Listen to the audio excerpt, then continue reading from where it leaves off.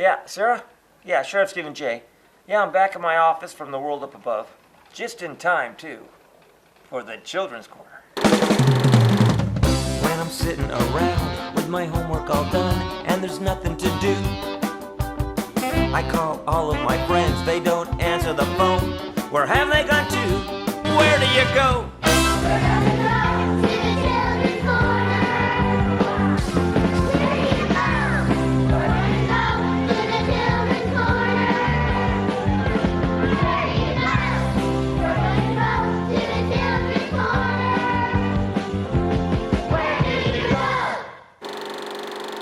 I gotta say, that is a pretty impressive salad I put together. Well, impressive for me, anyway. Good morning, Sheriff. Good morning, Mr. Dill. I hope I'm not late. What are we having for lunch today? Well, I don't know what you're having, but I'm having me a fresh salad. Salad? If I wanted salad, I would have stayed home and let the wife feed me. Well, you're pretty slim, or round, or something. But me? Man, I've been gaining some weight lately. I can't figure out why. Bon appetit. Yeah, there you go. Oh, I love these beans. Pure maple sugar candy. Here's a slice of fudge. I love strawberry ice cream. So I've decided to have a salad today. Only problem is, I'm out of dressing. And I had a hankering for some blue cheese dressing today. So I might have to deviate from today's routine. Deviate? What are you talking about? You know, deviate. It's an alphabet chef word of interest. Oh, brother, I had to ask. Deviate. D-E-V-I-A-T-E.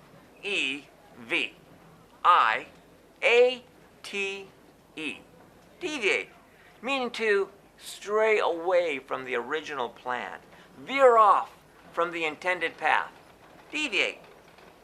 And that's exactly what I'm going to have to do today, because after lunch, my plan was to go to Fantasy Forest and do my rounds.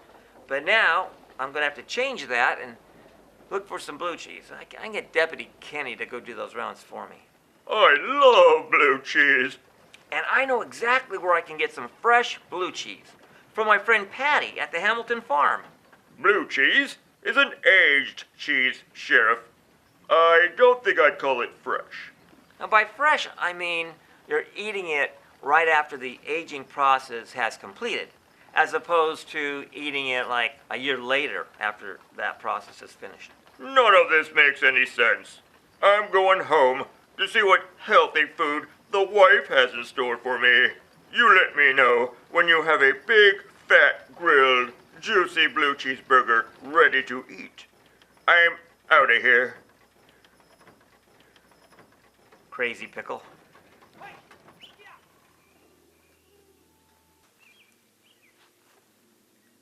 Oh, hi there, everybody, and welcome to the town of the Children's Corner, located in the world of the magical couch. I'm Sheriff Stephen J., the Sheriff of Osage County, and today I'm in the world up above at the Hamilton farm, owned by Chris and Patty Hamilton. And the reason I'm here is because, well, a little earlier today, I was making me some lunch. I thought I'd have a salad. Kind of gained a little weight in the midsection here. Got to lose some weight here. But anyway, I'm making a salad, and I like to put blue cheese dressing or blue cheese crumbles on my salad. Well, I don't have any blue cheese, so I came up here and went to the Hamilton farm because Chris and Patty Hamilton, who are the owners here, they make a great blue cheese. Primarily, the cheesemaker is Patty, but she makes a fresh, homemade blue cheese out of fresh goat and sheep milk. That's right, this farm is an animal farm, and they have all kinds of different animals here, but they have goats and sheep, and she milks them twice a day, and then she takes that milk and makes her blue cheese. Now, the blue cheese is made a little differently than they made the cheddar cheese at the State of Maine Cheese Co. But how do you start making the cheese? As far as what's the first step that is in the process? We start by bringing milk from a local farm. It comes on the back of a tractor trailer, and it comes into our holding tank that's inside the building. We're going to take that milk, and we're going to run through a pasteurizer. And the pasteurizer, Right. what that does is it takes the milk, and it cleans it up for us. We check the temperatures, make sure that the milk is at the proper temperature, and then from there, the milk is sent down another pipe, and we open up a valve that empties that milk down into our vat that we're making cheese from. So after the milk is adjusted to the right temperature, we're going to add good bacteria back into it. Okay. Bacteria that we know is good and makes excellent cheese. We use a standard mesophile culture. We actually call it a starter. It likes warm temperatures. Is all mesophile means. Okay. It's likes body temperature. The vegetable rennet is derived from a fungus, a mold. From this stage here, the culture in the rennet is about an hour and a half for cheddar. After we add the rennet, we're waiting for it to just set undisturbed until it turns like a jello. Push down on it, and it will kind of give back. It'll push back at you. And we're going to run some wire knives through that, and those wire knives will cut that into curds and whey. The curds being the solids, and the whey being a liquid. So you say knives, and there's Knives. more than one knife? Well, yeah, they're just strings basically inside of a frame. So once we get the right texture, the right amount of time of stirring, we're going to drain all the whey off of it. All right, so you're going to let it out of the tank. So we take all that liquid out. Okay. And the liquid is going to be pumped out back to another truck we have out back, where it's collected by pig farmers who end up using it for their animals. And now, once we get all the whey drained off, we're going to take a curd knife, we're going to cut and make those curds into slabs. And finally, when we're done with that, then we're going to take those slabs, we're going to run those through a curd mill, special machine that will cut them back into little sizes of curds about yay big. Okay. Those curds are going to be salted. The salt will act as a preservative by slowing things down. Then we'll take those curds, and we're going to take them by a bucket, and we're going to carry them over to square forms that we have, and we're going to add them into those to make 40-pound blocks. Now I'm going to press the cheese. Okay. And to press them for the 40-pound blocks, we're going to turn them on their sides, and then we're going to actually compress them with a hydraulic press. So the following morning, we'll actually remove the forms from the blocks. And then you have your cheese, a block of cheese. Yeah, Well, that's pretty... and that goes into cold storage until it's ready to be sold. So why don't you come on with me and go up the road here to the house, and we'll meet Patty and see how she makes this blue cheese of hers.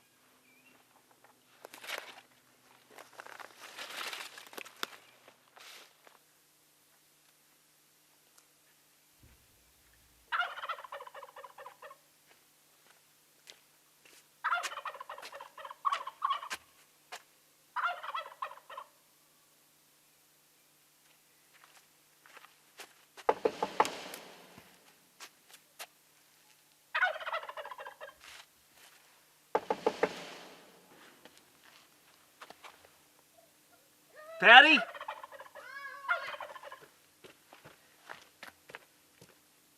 Hi, Sheriff.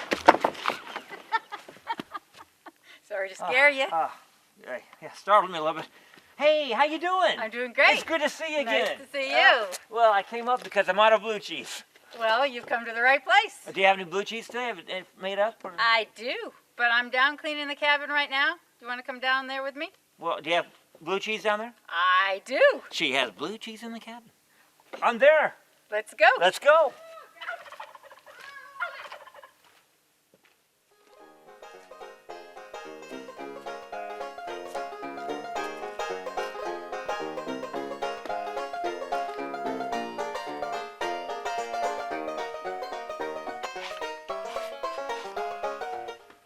Thank you. You're welcome. You can have a seat, Sheriff. Right Sure. over there on the couch. Thank you. Very nice person. Ah. Hey, it's a nice little cabin you got here. Thank you. You're welcome. How long you had the cabin? About 8 years. 8 years. I think, yeah. And what do you do with the cabin? We rent it out. You rent it out? Yeah, an Airbnb. Oh, that's nice. Where's all your insulation? Yeah, well, we don't have any. What about your electrical outlets? We don't have any. Okay. Well, I'm in.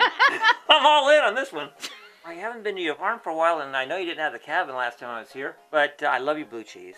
I know you have some right here. Yes. And you eat blue cheese while you work on the cabin. Yeah. I like that. A little snack. Yeah, you know how to do it. I want to talk to you about the farm a little bit, and Sure. I want to ask you exactly how you make your blue cheese. So, now farm, how long have you had this farm? 16 years.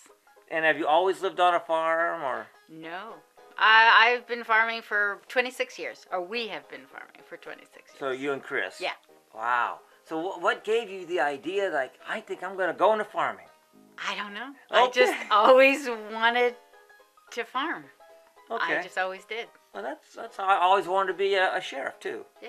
What exactly do you have on this farm? You have a lot of animals. What different animals do you have? We have pigs. We have chickens. we have turkeys, we have broiler chickens, which are like meat birds, we have goats and sheep.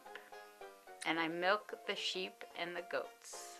How many goats do you have? I have 5. 5 goats, and how many sheep? 17.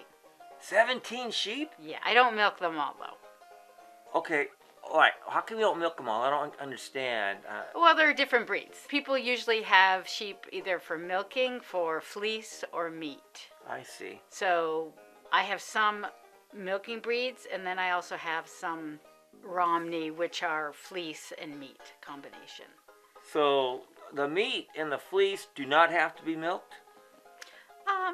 No. I mean, you can milk them, but they don't produce a lot of milk, and they're really hard. They're just not really bred to be milked. You can milk them. You can milk any animal. It's just some are a little easier. And than do others. you shave the wool off the sheep? There is somebody that comes, a shearer, and he comes and he spends the day and shears the sheep. What do you do? You sell it to people, or? Well, he shears the sheep, and then I take the wool and I put it in a sheet and I bag it up and I hang it in the barn, and then I usually get it processed. Most of it I will turn into pillows. And then you sell the pillows, And I of sell course. the pillows. Do you have any pillows now made? I do. It's pretty cool. Actually, some here in the cabin. If you stay in the cabin, Well- you can use one. And where? Show me one. Where is it? It's upstairs in the bed. Upstairs. So you have a bed upstairs in this Yes. cabin. All the luxuries at home, except electricity and insulation. Yeah. Hot water and heat. bottles. Hot water bottles. So that's how do they stay wonders. warm. That is. So if you are in the cabin and you have no insulation and you have no electricity, you get hot water bottles. Yeah, And that comes with the room. it does. 4 hot water bottles. 4 hot water bottles. Yes. Okay. All right, that's kind of funny. So what else do you do with the sheep? I milk some of the sheep, 6 of them. Well, 5 right now. I will be milking 6. And then I make the cheese 2-3 times a week. So they have their own barn then, I'm assuming. Yes. Okay. And so you have the turkeys, a fowl, the turkeys and the Yep. chicken. Yep. And they have their own barn? Yes. So you have a, what, chicken barn? A chicken barn. And you And have we have a animal barn. The pigs live outside. They have their own little shelter. Okay. And the broilers, we have special chicken tractors. They're movable pens that they live outside. They're only here for 10 weeks. The chicken barn, you have the turkeys and the chicken there. Yeah. And your chickens, do you have meat chickens and egg chickens combined, or? No. I do have them both, but they don't live in the same spot. The chicken barn is divided into 3 separate areas that can be closed off. And so we'll start the broilers in one pen for about a month, and then we move them outside. And the laying hens live in this other section. The turkeys are heritage turkeys, and they live here year-round, and they will usually go off somewhere in the woods and set on a clutch of eggs and hatch them, and then we try to catch them as soon as they're hatched, because between the foxes and our cats and dogs, they'll get the baby birds. So then we bring them inside, and then we leave the mama and the baby inside with them till they get a little older, and then they go outside with everybody else. I know turkeys will nest. Yes. Do they you have an area that they nest in? Well, I did do them inside in years past, but that doesn't work as well as if I just leave them alone and then they go find their spot. And then they'll come back with their babies. They stay out there for over a month. But don't the fox get them? No, well, Really? they haven't yet. Okay, Knock wow. on wood. Knock on wood. The uninsulated wood. Yeah. No. Now, you got the turkeys and the chicken. Yeah. We did the goats and the sheep. And then you have the pigs. Pigs. And what do you raise the pigs for? Meat. And it's all strictly meat. Yeah. And do you sell it or Yep. use it for yourself? We usually raise anywhere from 3 to 5, and we keep one, and then we sell the rest. Who handles the pigs? Do you handle the pigs? Chris usually does the pigs. Okay, Chris does the pigs. Yeah. Huh. Must be a man thing. But anyway, so Chris does the pigs. Yes. And you do the cheese, I know that. Yeah, Who and does the usually- chickens? Chris usually does the And chicken. Chris does the chickens. So does Chris actually name the pigs, or? get close He to the actually pigs? really likes the pigs. He likes them. He is, in years past, he's named them, rototiller, Okay. pork chop. Pork chop. Yeah. I tell you, if I was a pig and you call me pork chop, I tell you, I'd be trying to get out every day. I don't like that, man. Something's going on here. They don't really know. They don't know. No. We've But- named him different names. So he doesn't do the butchering, then he has somebody else do the butchering. Yeah. I noticed you had a greenhouse here. We do. There's a greenhouse. Yeah. So is that something that Chris does or you do? I do. And what do you have in the greenhouse that you grow? Tomatoes, melons, cucumbers, lots of greens, spinach, herbs, a lot of things I use in catering, and I also use grow herbs to put in the cheese. Do you grow the vegetables in the greenhouse for your own consumption, or do you sell it, or? I don't usually sell it. I usually use it in catering jobs. So like I will cook for an event, and I oftentimes will grow things specifically for that event. So it's like farm to table, like really farm to table, like I see. from the farm directly to the table. The things that are grown in the greenhouse, the cheese and the milk and the meat. And speaking of the cheese, Yes. because I came here primarily for the blue cheese, and you make it fresh. I was at the State of Maine Cheese Company, and they make cheddar cheese there. And David, the head cheesemaker, he went through the process, and it was a lengthy process. Now, I know making blue cheese, it still involves, the bacteria and all of that, but you do it a little differently for blue cheese. So I thought, if you didn't mind, you'd tell me kind of how you do it. I start with milk that I milk twice a day, collect the milk, store it up till I have 7 gallons.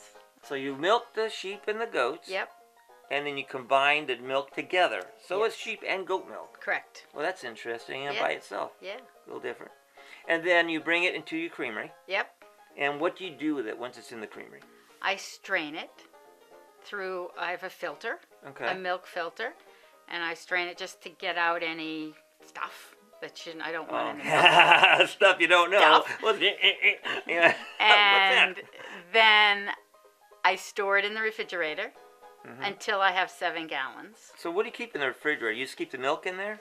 I keep the milk in there, and then I also age the blue cheese after it's done aging outside. And that varies anywhere from 2 weeks to 3.5 weeks, depending on the weather and the humidity, and So it looks a certain way, and okay, Yeah. all right, it's ready to it's go ready into the to be refrigerator. packaged, and then it goes into the fridge, and it stays there. The cheese has to age for 60 days. Now, I know you make another type of cheese. What is it? Feta. Feta cheese, that's it, feta. And you keep that in the refrigerator as well? Yes. Is it Yep. aged? Does that age in the refrigerator? That isn't as aged. That's what's called heat treated. So I will heat the milk up to 140 degrees, and then it lets it sit at 140 degrees for half an hour. Then I'll cool it down to the temperature when I start making the cheese. So it's a fresh cheese, but it's heat treated as compared to pasteurized. So after you heat treat it, because you're killing the bacteria, just like Yeah. pasteurization, killing bacteria, and then you put it in the refrigerator. So that's in the refrigerator as well. Correct. After about 4 or 5 days. Okay, so you get the blue cheese, you got the milk, you strain the milk, Yep. and after you strain the milk, what do you do with the milk? Well, I pour it into a big pot on the stove, and then I add the cultures. Penicillin roqueforti, which is the blue. That's the blue, and that gives you your blue cheese. Yes. And then I use other mesophilic cultures. So with you, it's more like an art for you. Yes, it's magic. It's magic. Yes. So you don't care about the mesophila whatever. Well, I mean, I care about it, but I don't really know You have to about have it. it. I put a little of this and a little of that, and voila. Oh. So it's on the stove, you're heating it up, and you put in the cultures. Yep. The blue cheese culture, Yeah. and then whatever else you got to put in there. Yep. Okay, and now you continue to heat it. Now, how hot does that milk have to get? 90 degrees. So you keep it at 90. Yep, it So keeps I it at always- 90 for an hour and a half, and then I will put in the rennet, and then that sits for about an hour. That will basically coagulate the milk, and so then That's you'll get right. the curds in the way. Then I will cut the curds, and by cutting the curds, you're releasing more whey. And so I want to cut the curds and keep it at 90 degrees, and the curds will firm up a little, more whey will be released. So I'll let that sit for an hour, and then I will strain out the whey, and then I'll take the curds and I'll put it into a mold which has pierced holes all in it. It has a bottom, but the whole mold itself has tiny, tiny holes. So again, I see. what we're just straining out, trying to So drain all that more whey, which is a liquid, is going to Yep, come out the Yep, holes, yep. Some cheeses are pressed. right? You know, some cheese are just gravity releasing the whey. Some cheeses are hung, like the feta that I make. I see. A lot of the same process, and then it's hung in cheesecloth, and just the weight of itself will drain more, and it just gets more of a solid mass, and then I cut that. So with the blue cheese, so it gets poured into the molds, and then I let it sit overnight, and then the next morning I'll flip it right in the molds I see. itself, because I want to keep the shape. If I were to take the mold off, it would sink a little, spread a little. So I want to keep it in the mold for a day. So then the following day I'll take the mold off, and then I'll start to salt it for 3 or 4 days. And then I flip it every day. I see. I have a cheese box in the creamery, and I take it out. I'll flip it every day, salt it, for the first few days, and then once it starts to develop blue on the outside, then I'll take a knitting needle and I pierce it to get air inside the cheese, because the blue will grow where there's air. And so I pierce it and I keep flipping it, and then I'll wrap it and stick it in the fridge until 60 days are up, and then it's ready. I'm kind of experimenting with washing the blue cheese with beer. I'm kind of experimenting. So you're with the washing stout. the pretty Yeah, beer, like on and the you're outside. I washing. wash the outside of it, and I flip it, and I'll wash it again, and I'll do that for a week to 2 weeks. It's Experimenting. an art. You're Yes. doing the art thing. Yes. And so you get done with that, and then you put it in the fridge. Yes. And, And the temperature of the fridge is a little higher, so it's 40 degrees. It's not really cold, because I want it to continue aging. From when you first start, say from the milking of the sheep and the goat to your finished product of blue cheese, how long does that take? 2 months? Yes. See, I figured that out just from talking to you. You're And that is smart. why You're I'm a smart the sheriff. The blue cheese is also certified organic cheese. It's certified organic cheese. What does that mean? That means that the farm and the creamery are certified organic. All the animals are fed organic grain, organic hay. The fields are certified organic. The vegetables are certified organic. So everything you feed them, Yes. and then they provide the milk, Yes. that's all organic. Yes. Because that's all cheese is. It's what you're doing to the Yeah. milk. Yeah. And notice you have the cheese in here. I noticed that when I came in. And is it okay if I take that cheese with me? Yes. It's for you. It's for me? Yes. You're great, Patty. Can I try some of it? Sure. It's pretty fresh, right? Yes. Always fresh here. It's organic. Yeah. So why don't we cut some up and try it? Sure. But before we do, can I show you something? Yes. On here? So remember I was talking earlier about when the blue develops on the outside and then I pierce it? Yes. So you can see here, there's that line. That's where I pierced it, and that's where the blue starts growing, because the blue is all in the cheese, but where it hits the air is where it starts to grow. So I anyway, see. that's just So down here, like the right. And then I pierced it all over. This is just another area where it must have gotten air. You want to try some? Oh, I'd love to. Okay. Do you mind if I pick it up for you? Oh, absolutely not. Thank you. You're welcome. Oh, Do you mind if I have a piece? Oh, absolutely. Okay, good. I got to make sure you get it first so I know it's okay. Yes. It's organic, you know. Yes. Ah. Mmm. Kind of melts in your mouth. Mm-hmm. Mmm. I love blue cheese. I do too. It's great cheese. I didn't I used to love like pepper blue, jack, but too. now I do. When I was younger, I didn't, and then I ate it, and I find that I'm a little addicted to it. I want it I'll in my crumble salad up. every day. I'll crumble up a little bit of that and put it on my salad. Yeah. I'll get back to the house. There you go. Fresh, homemade, right off the farm. Organic too. And organic. Yeah. So there you have it, everybody. Organic blue cheese. Now you know how it's made. And I want to thank y'all for joining me today, and I really look forward to the next time we meet up on the Children's Corner. How about some more of that? Cut some more. There's some more. Where do you go? We're gonna go to the children's corner. Tell me, where do you go? We're gonna go to the children's corner. Where do you go? We're gonna go to the children's corner. Just where do you go?